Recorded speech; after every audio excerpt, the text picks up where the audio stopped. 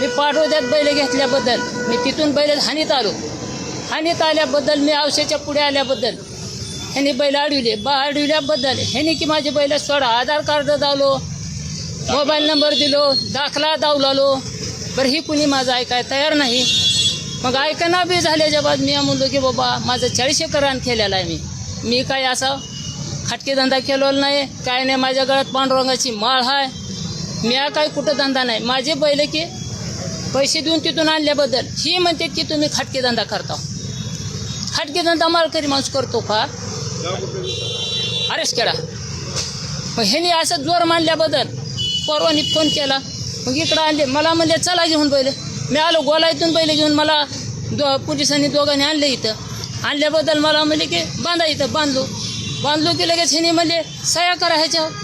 मी आम्हाला साहेब दाखले हे तर सारा आहे ना, असं कसं बोलायला तुम्ही? त्या टायमाला मलेच बहिणी ऐकत जी आहे ते त्यांच्या मनात करूच लय. बसा म्हणजे इथं तुम्ही सकाळ पोचतो. तुम्ही येऊ नका, काय नाही, इथंच राहा. तुमच्या पोरवाला बोलवा, आधार कार्ड बोलवा, मोबाईल नंबर द्या, दाखले घ्या. आम्ही द्यायला बी तयार आहोत. सारे गुन्हा दाखल काय केले गुन्हा दाखल माझ्या. पेपर कॉपी काय दिली का? मला नाही द्यायला. एफआर कॉपी दिली नाही ना, काहीच दिली नाही. बैल की हाय तर ती गोरक्षणला वाट लावली ह्यानी.